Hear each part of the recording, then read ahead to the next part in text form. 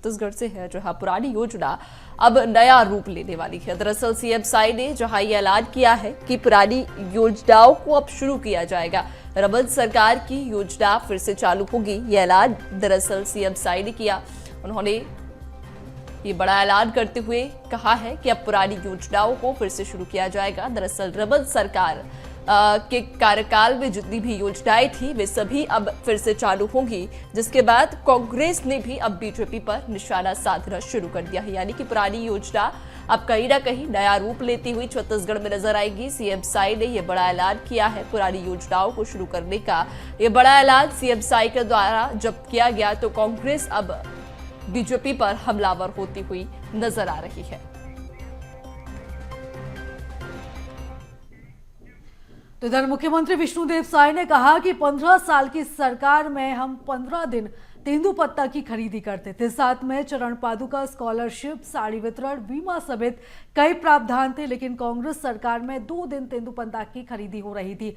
हमारा वादा है कि 15 दिन तेंदुपत्ता की खरीदी हम करेंगे। इसके साथ ही जो भी योजना थी उसको हम एक बार फिर से शुरू करेंगे। आज बताते हुए गौरव हो रहा है कि आज पूरे प्रदेश के अंदर ये छत्तीसगढ़ धान का कटोरा है।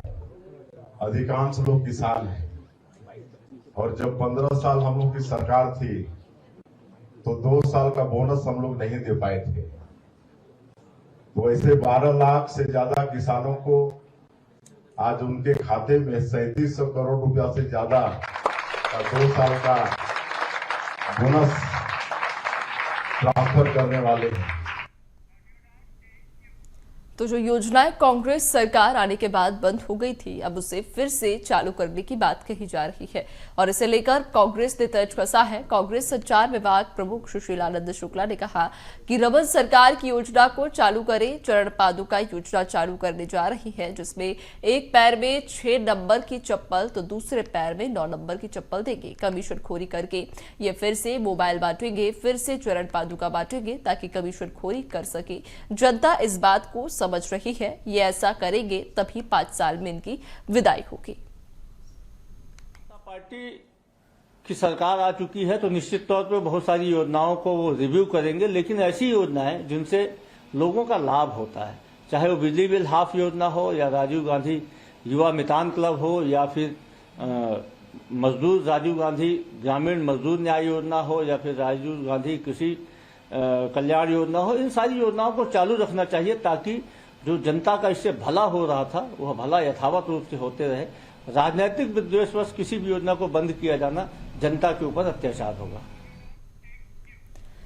ज्यादा जानकारी लेंगे, सहयोगी शिखर हमारे साथ में जुड़ गए हैं। शिखर, छत्तीसगढ़ में पुरानी योजनाओं को अब नया रूप दिया जा रहा है।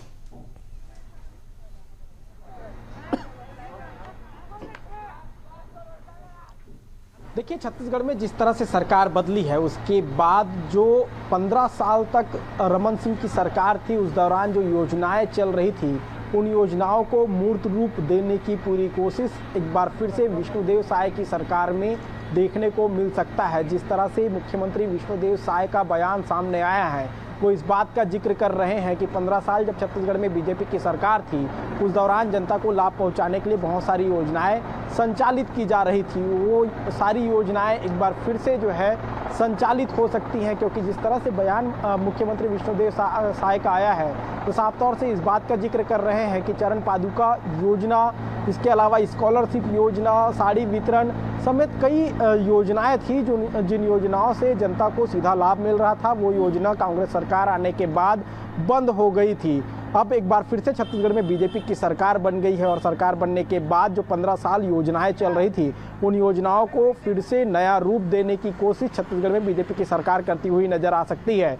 जो बयान मुख्यमंत्री विष्णुदेव साय का सामने आया है उससे साफ तौर पे कहा जा सकता है कि जो कांग्रेस सरकार में बंद हुई योजनाएं हैं उन योजनाओं को एक बार फिर से शुरू किया जा सकता है। हालांकि जिस तरह से छत्तीसगढ़ में कांग्रेस की सरकार थी उस दौरान जिन योजनाओं का संचालन किया जा रहा था उन योजनाओं से भी जनता को सीधा लाभ मिल रहा था, लेकिन कयास यही लगाए जा रहे हैं कि इन छत्तीसगढ़ में सरकार बदलने के बाद अब कांग्रेस सरकार की जो योजनाएं हैं उस योजनाओं पर इसका असर देखने को मिल सकता है। उन योजनाओं को बंद भी किया जा सकता है। हालांकि सियासत भी इसे लेकर देखने को मिल रही है। कांग्रेस साफ तौर पे कह रही है कि जनता को लाभ पहुंचाने के मकसद से कांग्रेस ने योजनाएं बनाई थी और उन योजनाओं से जनता को सीधे तौर पर लाभ मिल रहा है।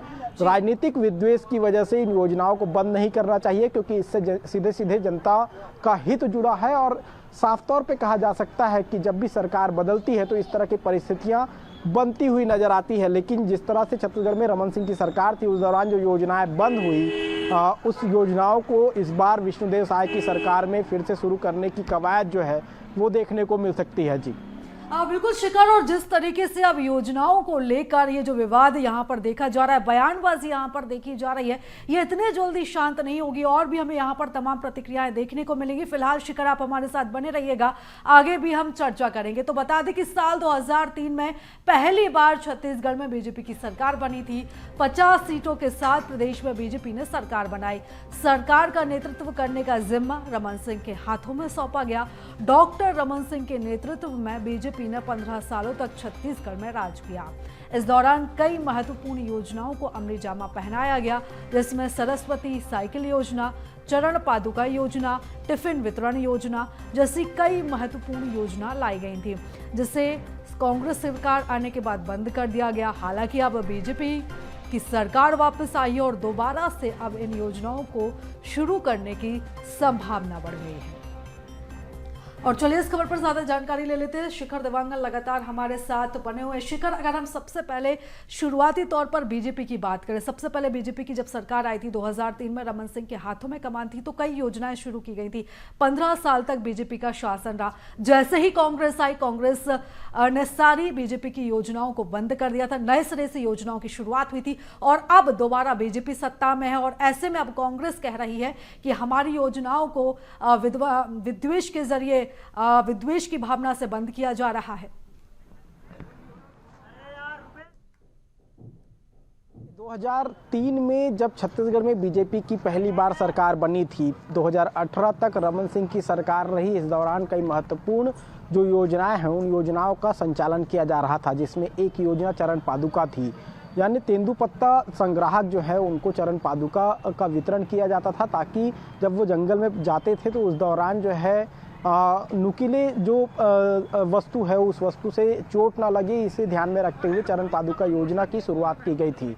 इसके साथ ही अगर बात की जाए तो टिफिन वितरण जो योजना शुरू की गई थी वो मजदूरों के लिए टिफिन वितरण योजना की शुरुआत की गई थी, जो अलग अलग जो क्षेत्र है वहाँ काम करने जाते हैं उन मजदूरों को ध्यान में रखते हुए टिफिन वितरण जो है वो शुरू किया गया था। इसके साथ ही साड़ी वितरण की योजना थी, जिसमें जो तेंदुपत्ता संग्राहक हैं उनको साड़ी का वितरण किया जाता था। इसके साथ ही अगर बात की जाए तो तेंदुपत्ता जो संग्राहक थे उन संग्राहकों को के जो बच्चे हैं उनके बच्चों को स्कॉलरशिप दी जाती थी, ताकि उनका बेहतर भविष्य जो है वो बनाया जा सके। इसके साथ ही अगर बात की जाए तो बीमा भी इस योजना में शामिल थी कि जो गरीब तबके के लोग हैं उनका बीमा जो है सरकार करवा रही थी, ताकि किसी प्रकार की उनको कोई परेशानी ना हो। लेकिन जैसे ही 2018 में छत्तीसगढ़ में सरकार बदली, उसके बाद ये कई महत्वपूर्ण जो योजनाएं थी उन योजनाओं को बंद कर दिया गया। जिन योजनाओं का सीधे जनता से वास्ता था उन योजनाओं को बंद किया गया। अब चूंकि छत्तीसगढ़ में सरकार बदल चुकी है, विष्णुदेव साय की सरकार है, और जिस तरह से 15 साल तक जो योजनाओं पर काम किया जा रहा था, अब ये जरूर कहा जा रहा है कि उन योजनाओं को फिर से शुरू किया जा सकता है। लेकिन सियासत जो है इन्हीं योजनाओं को लेकर हो रही है, क्योंकि जिस तरह से 2018 में जिन योजनाओं को बंद किया गया था, अब 2023 में छत्तीसगढ़ में बीजेपी की सरकार बन चुकी है, तो तमाम योजनाओं को फिर से एक बार चालू किया जाएगा। और जब चालू होंगे इन योजनाओं को, तो जाहिर तौर पर कई महत्वपूर्ण योजनाएं जो कांग्रेस सरकार में चल रही हैं उन योजनाओं को बंद भी किया जाएगा।